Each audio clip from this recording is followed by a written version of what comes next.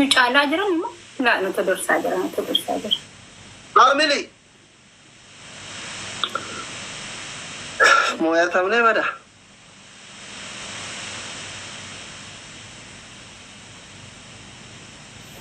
اللي بتدي في دوبار بعد أيوة سبرايز إنيو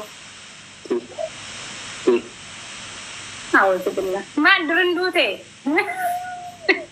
Yo jechuun amma beekan mana eegan jiran kan illee mana qabu sarpiraayiz goone. Sabiraas irratti fuudhurate yoo appideet godhe yoo. Eega waan biraa godhi malee jetteetuma intala keerraa kooppi gootaare. Jechuun. Galatoo maal fudhadhaa maddaa jirtaa? Muftii. Maamilli taaphi gootanii? Galatooma. Piliis booda dhabne. Ilaaha illallah. Maatii koo maqabdanuun taap godhaa jettee jechuun harkas ta'u miidhachuu siiti bar.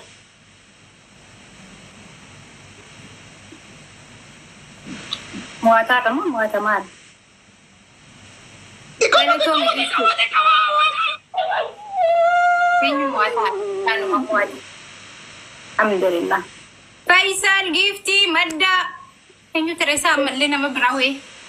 Wallahi ilkaariin bara deene malee an kuma afur ture kuma afurii fi kuma sadii dhibba sadde. Muftii galatoomaa kan. Akkana kunoo. Waan zeero. Garkan mana eeguu beekan. Waan zeero. Adabbi seeraan fudha. Wiini finans irratti kan hin geenyeetu magaalaa waggaa keessaa gisee dhufnu wiin hin qabna. Gifti akkaawunti TikTokin yakkitti erga wallaalee lakkoofti baba sheerii adirraa fuudheera. Ajaa teettee kolfiti erbitti eduma jaarsa du'aayii jaarsa dhabee du'aayii naa kadhu naan jetti. Rabbi si haa milkeessu lamanninya. Gifti ooro. Diyaasbooraa bar.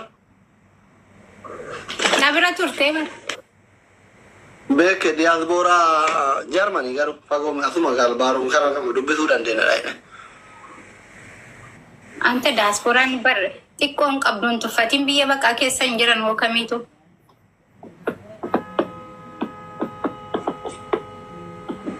Amili maataa pingoone sin dhugaa rabbititti. Dhugaa rabbi. Taap godhaa. Kama dhugaa maal moo ifin ta'e harki wallahi kama dhugaa inni koo giraa eegabbaan jeeno. Harki maal isin ta'e hina. Meelaala jarri bakka gaa. Isaanii wamaan taane garuu ijoolleen haadha seenaa dabil rukutanii silkiin jiraa lama yoo jarri tokkotti waan lama godhaaf. Kenna abaarsa qabaaree silkiin. Allahu alam san jedhi malee nu biraa maalee. Family tokko lama sadi. Yalla tokko lama sadi tuqa. Trippili dhufe shi. Amma yoo nu moote nu adabdi waan ta'e mooyachuu qabna. Please.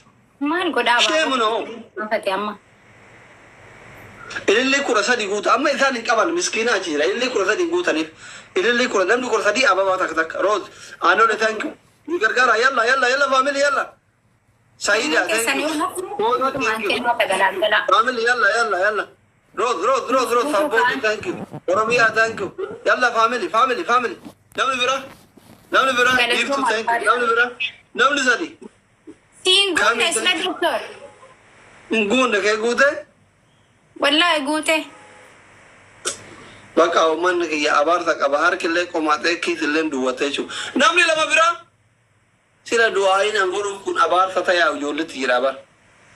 Ante du'aayin isin godhu abaara isinitti buusaara. Taragaadhaa. Uma jiru bara yeroo tokko mo'atamuun. Yeroo tokko miti amma Abboona galatoon. Family Sadi. Ummata sadiin. La ilaha illallah Muhammadan Rasulullah. Murtii maddaa galatooma alfaadhaa. Sabboona. Imaannuma jirtaas la.